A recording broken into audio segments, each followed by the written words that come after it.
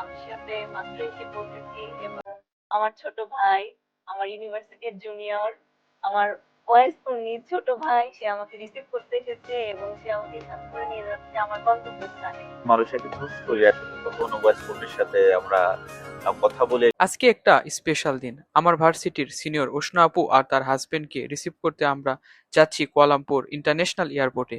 এজন্য আজকে আমরা একটা কার রেন্ট নিয়েছি। আমার সাথে আছে আমার বন্ধু ফাইম আর তার ওয়াইফ কাশফি। চলেন আল্লাহর নাম নিয়ে শুরু করা যাক আজকের জার্নি। এয়ারপোর্টের দিকে যেতে যেতে আমরা নিজেদের মধ্যে গল্প করছিলাম। চলেন আমাদের কিছু কথা শুনে নেই। আজকে এয়ারপোর্টে যাওয়ার একটা বিশেষ রিজন আছে। কারণ বাংলাদেশ থেকে আমার ইউনিভার্সিটির সিনিয়র আপু তানজিমা আপু আর ওনার হাজবেন্ড ওনারা মালয়েশিয়াতে আসতেছে। তো ওনাদেরকে রিসিভ করার জন্যই মূলত আজকে এয়ারপোর্টে যাওয়া। তোমার পরিচয় কিভাবে আপুর সাথে? আচ্ছা, এটা অনেক ইন্টারেস্টিং একটা ব্যাপার। তো আপুর সাথে আমার মূলত পরিচয় ইউনিভার্সিটিতে। উনি আমার ইমিডিয়েট সিনিয়র ছিল। তো আমি পলিটিক্যাল সায়েন্সে ছিলাম, উনি সোসিওলজিতে ছিল। আর ওনার সাথে আমার পরিচয় আমাদের ইউনিভার্সিটির আমেরিকান কর্নারে, ওইটা একটা কালচারাল ইনস্টিটিউশন আমেরিকার। তো ওখানে ওনার সাথে পরিচয়। অ্যান্ড আফটার দ্যাট আমি মালয়েশিয়াতে আসার পর ওনার সাথে কথা হয়। আর উনিও মালয়েশিয়াতে স্টুডেন্ট বিষয়ে আসার জন্য আগ্রহী ছিল।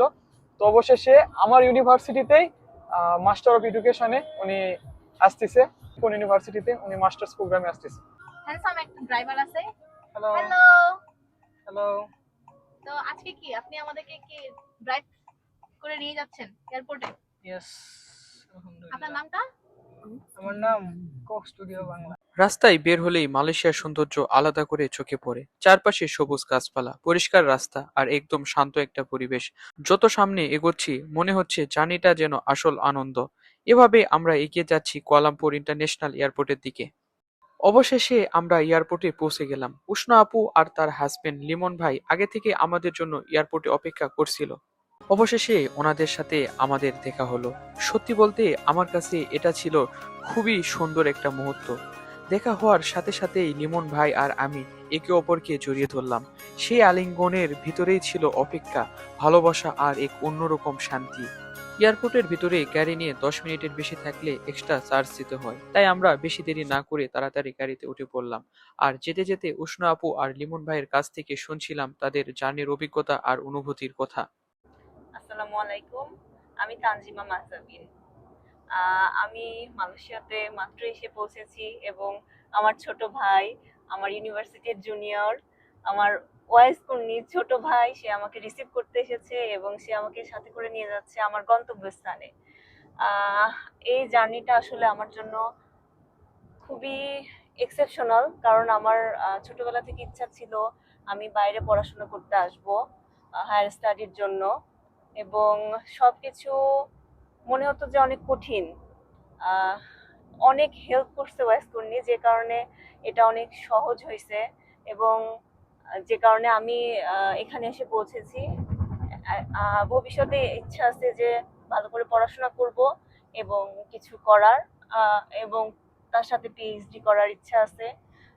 দেখা যাক কি হয়, আল্লাহ ভরসা। Thank you.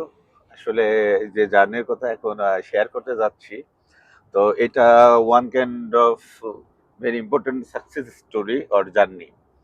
তো যেটা বলছি যে আহ, বিশেষ করে আমার মিসেস তানজিমা, ও যখন বাইরে পড়াশোনার বিষয়ে আগ্রহ প্রকাশ করে এবং আমি সেই সাথে নিজে অনেক রিসার্চ করি, তো সেই জায়গা ধরে আমরা যখন মালয়েশিয়াকে চুজ করি আসলে তখন ওয়াইস কর্মীর সাথে আমরা কথা বলে এটা নিয়ে, তখন ও পুরো বিষয়টা শুরুতে একটা নাটশেল একটা ব্রিফ দেয়।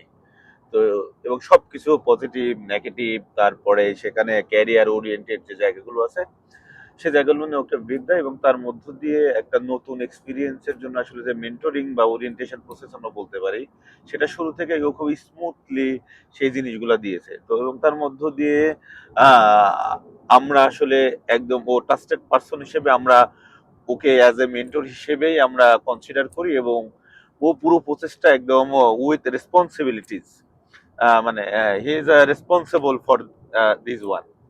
তো এই প্রসেসের মধ্য দিয়ে পরে সে দায়িত্ব নিয়ে উনি প্রসেসটাকে মেনটেন করে, জাস্ট আমরা তখন জাস্ট ফলো হিম। তো তার মধ্য দিয়ে আমরা খুব স্মুথলি উইদিন 2 মান্থস এর মধ্য দিয়ে আমরা রাইট নাও এখন মালয়েশিয়াতে আমরা পৌঁছেছি। এবং খুব স্মুথলি পৌঁছেছি, এবং আমি অ্যাজ এ স্পাউস হিসেবে এখানে এসেছি তার সাথে, এবং হোপফুলি আমরা তার পড়াশোনা এবং আমরা এখানে স্টে করব। আই থিঙ্ক যদি কোনো ইস্যু না তৈরি হয়, এবং এই জার্নির জন্য আমি সো গ্রেটফুল ওয়াইসকুর নেই, যে একদম। শুরু থেকে শেষ পর্যন্ত একদম নিজের করে ও আমাদেরকে এই পর্যন্ত নিয়ে আসছে। এবং সবচেয়ে মজার বিষয় হচ্ছে, ও কোনো ইস্যু হলে ও সাথে সাথে আমাকে ওই মেসেজটা ডিসিমিনেট করতো বা শেয়ার করতো। তো আমি যেহেতু ওর সাথে আমার অনেক দিনের এই কাজ করতে গিয়ে একটা আহ সখ্যতা তৈরি হয়েছে, তখন আমি শুধু ওকেই বলেছি যে মানে আমি কোনো ডিসিশন নিতে চাই না, আর তুমি ডিসিশন যা নিবা, হবে তুমি করো। আর আমাকে কি করতে হবে জাস্ট তুমি আমাকে বলবা, দ্যাটস হ্যাঁ অসংখ্য ধন্যবাদ, তোমাকে অসংখ্য ধন্যবাদ। জীবনে অনেক বড় হও। তো ঠিক আছে, আমরা এগুলা নিয়ে আমাদের আরো যখন রিয়েল লাইফ এক্সপিরিয়েন্স হবে হ্যাঁ, এখানে, তো আরো সেই কিছু জায়গাগুলো share নিয়ে করবো। হয়তো আমরা আরো কিছু আপনাদের সাথে শেয়ার করব থ্রু ওয়াইসকুর্নি। তো থ্যাংক ইউ ওয়াইসকুর্নি, থ্যাংক ইউ সবাইকে। এরপর আমরা রওনা দিলাম হোটেলের পথে। উষ্ণ আপু আর লিমন ভাই আগেই হোটেল বুক করে রেখেছিল, তাই এখন আমরা যাচ্ছি ওদের সেফলি পৌঁছে দিতে। দিনটা ছিল অনেক সুন্দর, একটা দেখা, কিছু গল্প আর একসাথে কাটানো কিছু ভালো মুহূর্ত।